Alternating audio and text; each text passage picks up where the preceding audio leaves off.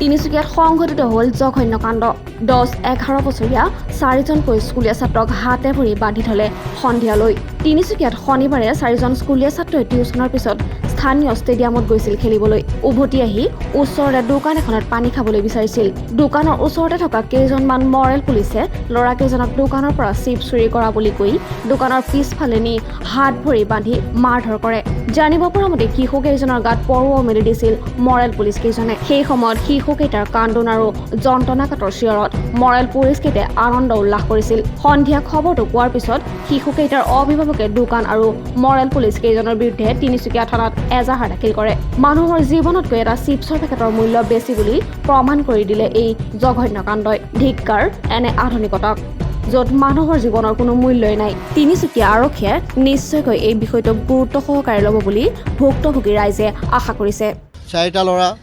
4টা সৰু ল'ৰা 12 বছৰ 11 বছৰ ল'ৰা 4টা অনলাইন ক্লাছ কৰি ইহঁতি খেলিব গৈছে ক্ৰিকেট খেলিব গৈছে তো ক্ৰিকেট খেলিব গৈছে ইমান ৰ'দ পৰিছে ইহঁতৰ পানী পিয়াছ লাগিছে যে পানী খাম বুলি এটা দোকানত গৈছে আইতা পানী দিয়ক তো আইতাই পানী দিলে পানী খালে ইহঁতি খোৱাৰ পাছত কি হ'ল ওপৰত দোকানৰ ওপৰত চিপছৰ পেকেট আছিলে কেইটামান চিপছৰ পেকেটটো পৰি গ'ল ওপৰৰ পৰা পৰি গ'ল যেতিয়া এটা মোৰ ল'ৰাই প্ৰতিজ্ঞবদ্ধ সি কি কৰিলে চিপছৰ পেকেটটো উঠাই আইতা এই চিপছৰ পেকেটটো পৰি গ'ল টক এনেকুৱা সময়ত আৰু 4-5টা ল'ৰা আছিলে ওচৰত সিহঁতে কৈছে ইহঁতি চুৰ কৰিব আহিছে বোলে চুৰ হয় তো সিহঁতি কি কৰিলে ইহঁতক বান্ধি মাৰিলে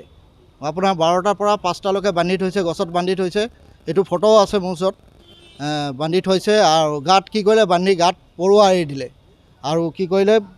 ভৰিত বাঁহ দি মাৰি কৈছে ভৰি দুটা ভাঙি দে বোলে এনেকৈ কৈছে ভৰি দুটা ভাঙি দে সৰু ল'ৰা ভৰি দুটা ই কৈছে আইতা মই দুখ কৰা নাই কেলৈ ভৰি ভাঙিব মোৰ দুখ কৰা নাই দুখাই আছে বিষ হৈ আছে বোলে আপুনি মোক বহিব দিয়ক চেয়াৰ এটা দিলে বহিবৰ কাৰণে এইটো টানি গুচি লৈ গ'ল চেয়াৰখন সেইটো কাৰণে মই আজি এফ আই আৰ কৰিলোঁ তিনিচুকীয়াৰ পৰা Ajay Sharma report news today Assam